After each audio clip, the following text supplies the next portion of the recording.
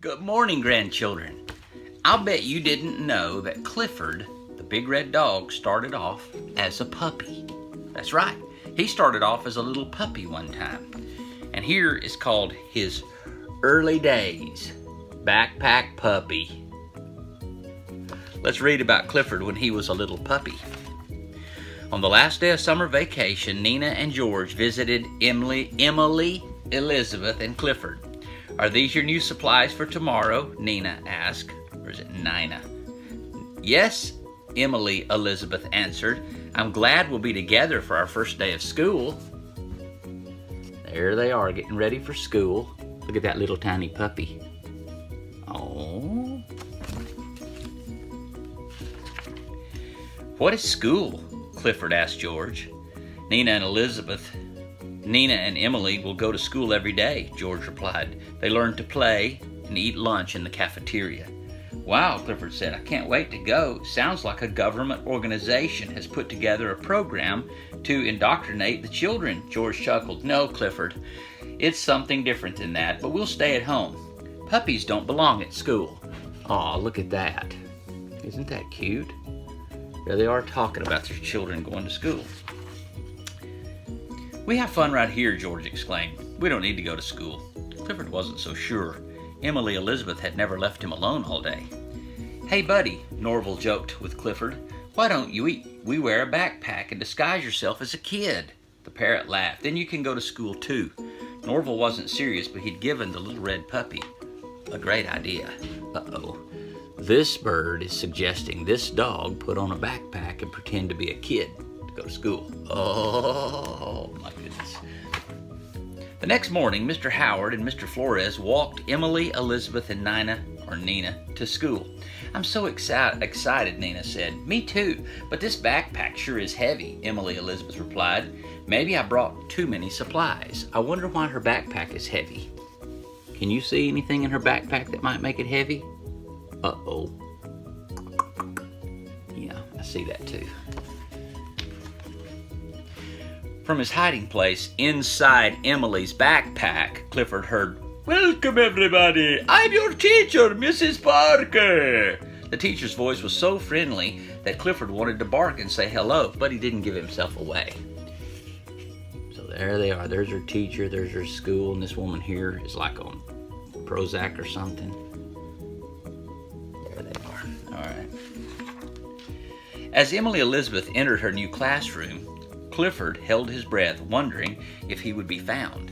Emily Elizabeth didn't notice him. That was close, Clifford thought. He decided to look around. Wow, look at Clifford over here hiding in her backpack, and there all they are listening to the teacher.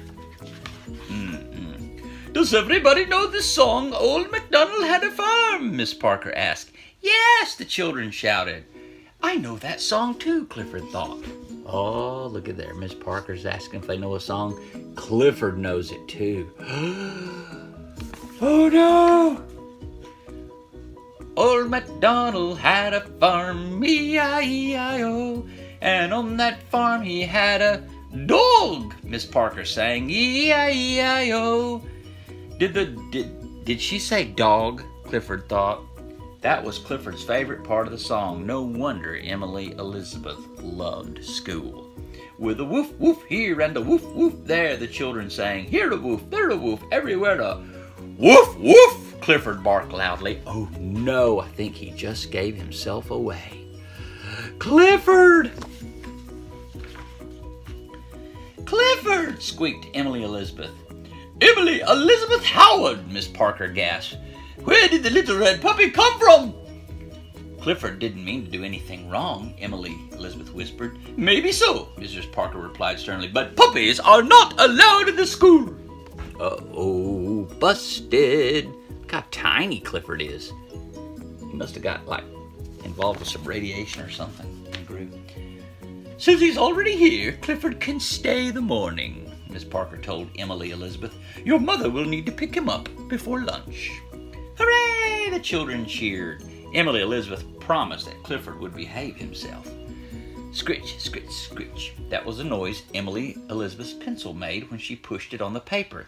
That's a funny game, Clifford thought.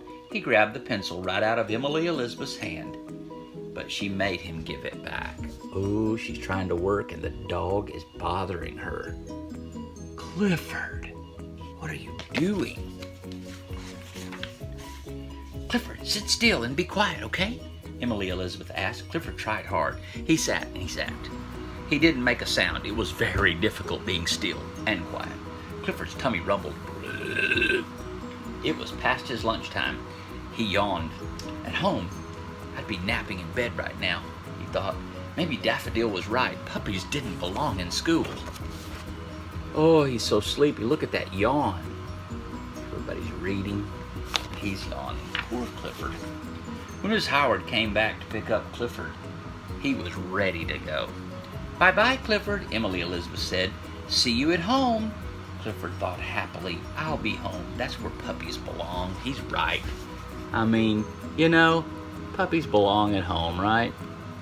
Oh, he loves Emily Elizabeth, and I love you, grandchildren.